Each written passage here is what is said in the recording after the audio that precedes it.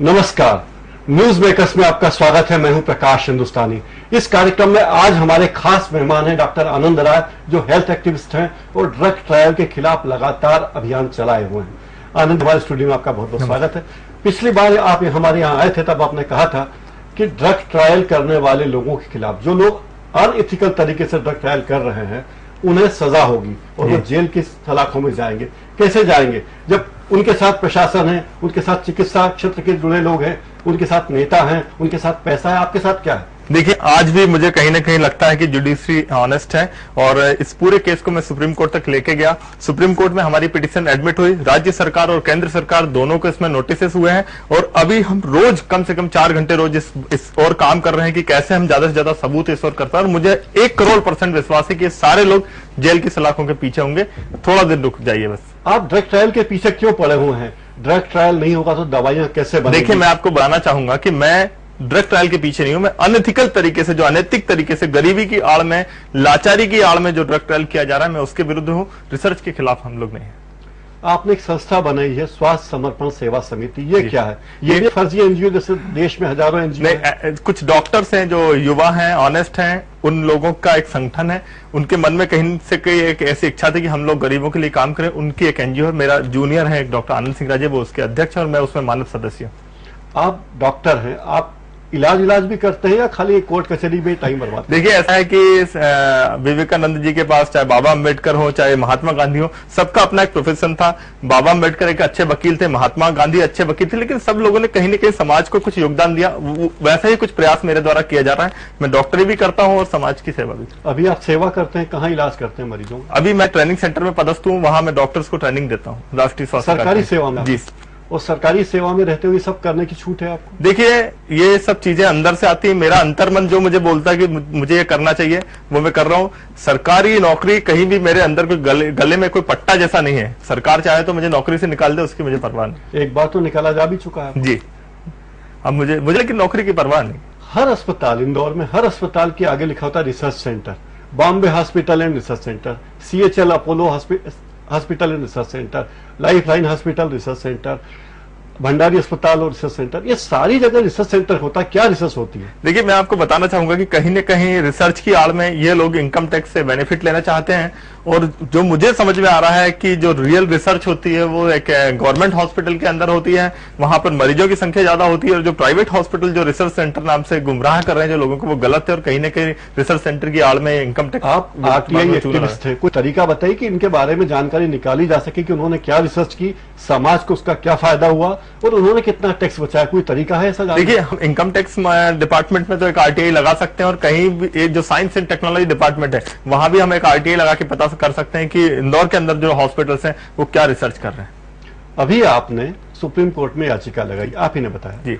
क्या याचिका है और क्या क्या आपने कहा? देखिए, याचिका मेरा जो मुख्य बिंदु है कि जो राज्य आर्थिक अपराध अन्वेषण ब्यूरो ने जो अनुशंसा की है डॉक्टर्स के विरुद्ध और डॉक्टर शरद पंडित ने जो अनुशंसा की है डॉक्टर्स के विरुद्ध, उनका एग्जीक्यूट होना चाहिए, उनका पालन होना चाहिए और इसके लिए कहीं ना कहीं इन लोगों को सजा होना चाहिए। और उसके लिए हमने मांग की है कि CBI को पूरी जांच सौंपी जाए और जल्द से जल्द जो पीड़ित है उन्हें मुआवजा मिले। विधानसभा में मुख्यमंत्री जी ने जवाब दिया था कि मध्य प्रदेश में 81 लोग हैं जो जिन पर ड्रग ट्रायल हुआ और 32 लोग उसमें मारे गए।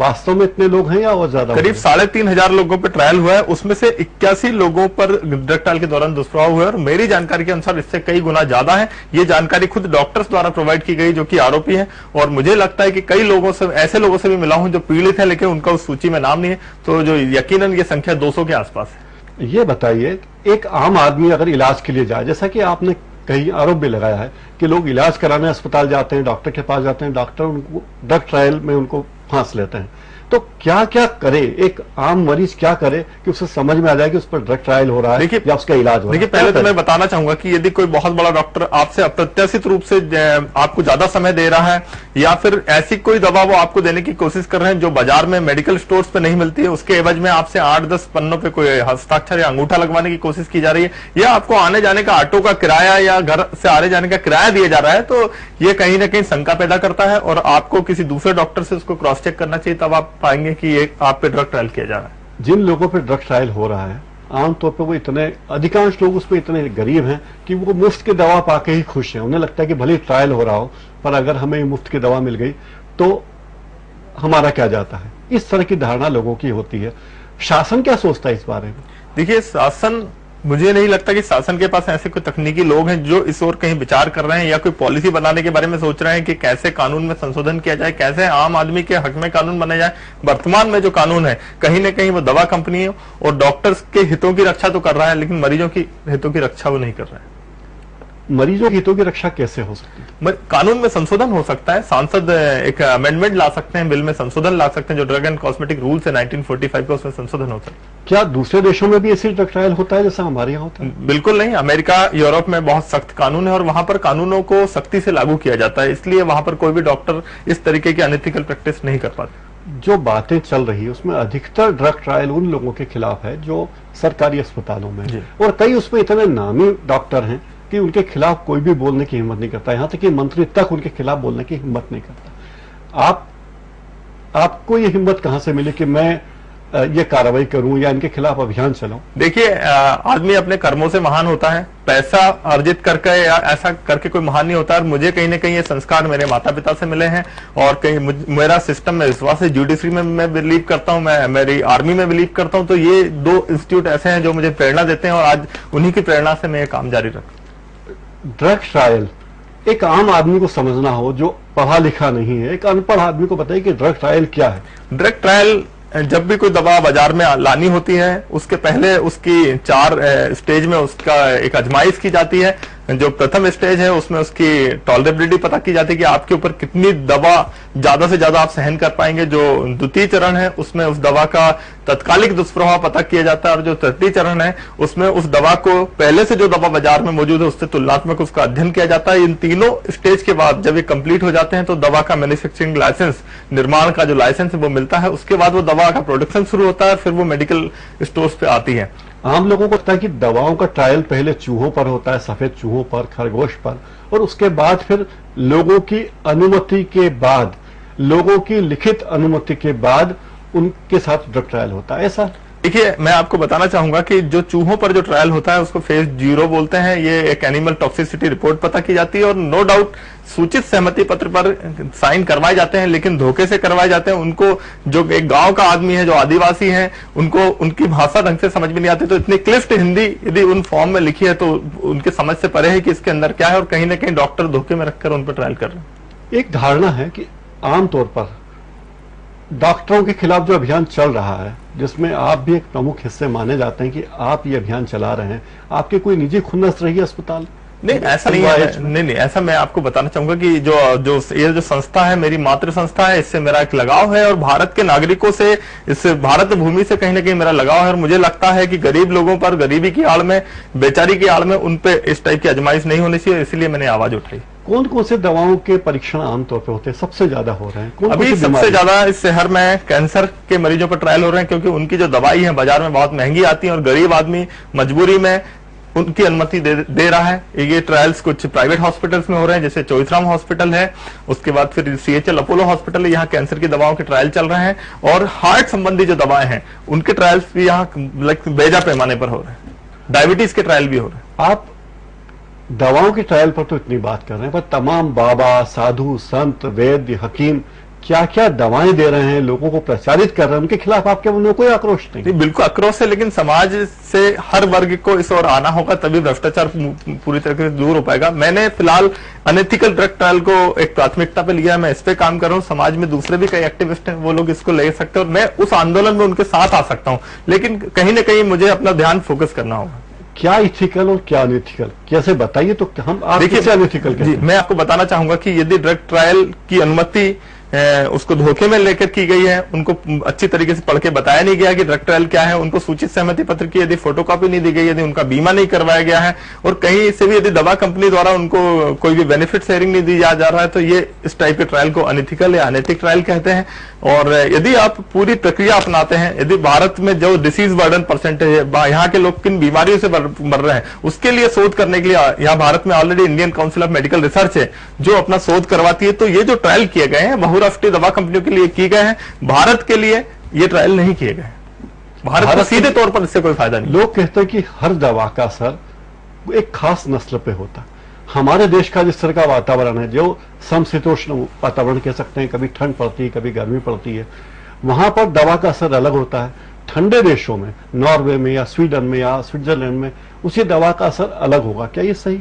देखिए, कुछ हद तक सही है, लेकिन मैं आपको बताना चाहूंगा कि भारत के जो आदिवासी हैं वो दवाओं के ट्रायल के लिए एक वर्जिन वैरायटी है, वो उन पे जो ट्रायल होते हैं उससे बहुत अच्छे रिजल्ट निकलते हैं, क्योंकि वो आमतौर पर कोई दवाएं नहीं लेते हैं। तो उन पे जब कोई दवा का ट्रायल किया जाता है तो उससे रिजल्ट आसानी से और जल्दी मिल जाते हैं। इसलिए ये जो दवा कंपनियां हैं ऐसे एरिया को टारगेट करती हैं जो कहीं ना कहीं आदिवासी और दलितों से घिरा।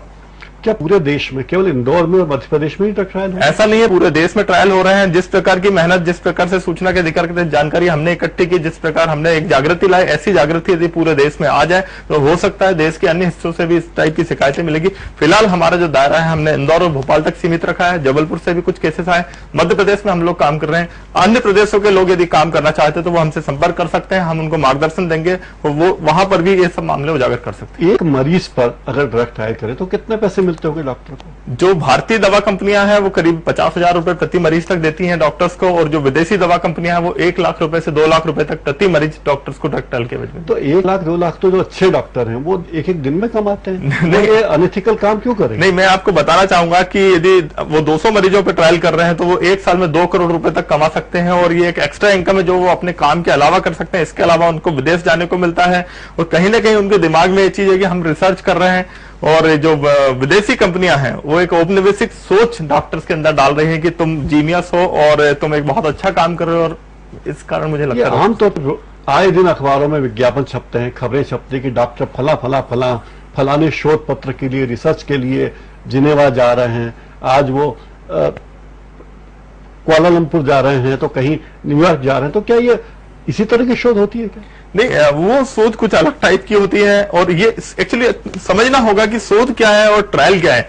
शोध में एक हाइपोथेसिस होती है कि दवाई किस लेवल पर किस बीमारी को कैसे रोकेगी, और जो ट्रायल होता है ऑलरेडी जो दवा विकसित हो जाती है उसका प्रयोग किया जाता है, तो इसको ट्रायल बोलते हैं। आजमाइश और आविष्कार में अंतर है। अभी आपने आपकी संस्था की कोई वेबसाइट भी बनाई है, क्या नाम है उसका? उसका जो स्वास्थ्य समर्पण सेवा समिति और जो क्लिनिकल ट्रायल विक्टिम्स एसोसिएशन है उसको जोड़ के हमने एक वेबसाइट बनाई है, जिसमें सारा डाटाबेस हमने डाल दिया है मरीजों के, उसमें इंटरव्यू, सारी खबरें। आम आदमी भी उस साइट पर जाकर पता कर सकता है कि ड्रग ट्रायल क्या है, और उस वेबसाइट का जो एड्रेस है वो www.swassamarpan स्वास्थ्य समर्पण -ctva.org उस पे जाकर। CTVA का मतलब क्या? Clinical trial victims association. Clinical trial victims association, स्वास्थ्य समर्पण जी, स्वास्थ्य समर्पण सेवा समिति जी, ठीक है। इस साइट पे क्या क्या डाला आपने? इस साइट पे इस मुद्दे से रिलेटेड जितनी भी खबरें हैं वो सारी खबरें हमने डाल दी हैं। हम अभी तक जितने मरीजों के घर गए हैं उनके जो इंटरव्यू हैं वो हम सारी चीजें डाल रहे हैं, और इन मरीजों पर कौन सी दवा का ट्रायल हुआ है, किस कंपनी ने की है, सारी जानकारी डाली गई है। और ड्रग ट्रायल से संबंधित जो भी जानकारी सूचना के अधिकार के माध्यम से मुझे प्राप्त हुई थी वो सारे डाटा मैंने वेबसाइट पर डाल दिया। तो इसलिए कोई अब यह नहीं कर सकता कि डॉक्टर आनंद राय हमें ब्लैकमेल कर रहे हैं, क्योंकि सब चीज ब्लैकमेल आदमी वो करता है नॉलेज को अपने पास रखकर ब्लैकमेल करता है। यदि चीजों में यदि मैंने पारदर्शी तरीके से वेबसाइट डाल दिए तो आप कोई हम पे आरोप नहीं लगा पाएगा कि हम उन्हें ब्लैकमेल कर रहे हैं। आपको प्रस्ताव तो मिले होंगे पैसे से के? जी मिले, पैसे के भी प्रस्ताव मिले, धमकियां भी मिली, सब चीजें मिले, लेकिन एक मेरा गोल क्या मिले? धमकियां क्या मिली? धमकियां ये मिली कि नौकरी से निकलवा देंगे, आपको मार देंगे, और आपको अपना काम करना चाहिए, और आपको कितना भी पैसा चाहिए आपके संगठन को आप बताइए, हम देने को तैयार हैं। और ड्रग ट्रायल तो पूरे देश में हो रहे हैं, आप इंदौर को क्यों टारगेट कर रहे हो? ऐसी कई चीजें। अगर आपको ड्रग ट्रायल के 4-5 खलनायकों के नाम लेने हो तो नाम ले सकते हैं? बिल्कुल ले सकता हूं। सबसे बड़े खलनायक हैं इसके डॉक्टर अनिल भरानी, जो खुद एथिक्स कमेटी के सचिव थे। इनकी जिम्मेदारी थी कि मरीजों के अधिकारों की रक्षा करना, और इनके द्वारा कभी मरीजों को बताया नहीं गया कि इन पे ट्रायल किया जा रहा है, नहीं उनको कोई मुआवजा दिलवाया गया। नंबर दूसरा डॉक्टर हेमंत जैन, जिन्होंने 1850 बच्चों पर ड्रग ट्रायल किए, उसमें 2 दिन से लेकर 3 दिन तक के बच्चों पर ड्रग ट्रायल किए गए, उनको भी कभी नहीं बताया गया कि उनके ऊपर कोई ट्रायल किया जा रहा है। तीसरा डॉक्टर सलील भार्गव, जिनका हाल ही में हमारे पास एक केस आया, धनंजय श्रीवास्तव ने उनकी कंप्लेंट की है कि उनके द्वारा धोखे में रखकर ट्रायल किया गया। चौथे नंबर पे डॉक्टर अशोक वाजपेयी, और 5वें नंबर पर डॉक्टर पुष्पा वर्मा। ये कुछ लोग हैं। ये आपने नाम बता दिए। अब ये लोग तो अपनी रक्षा के लिए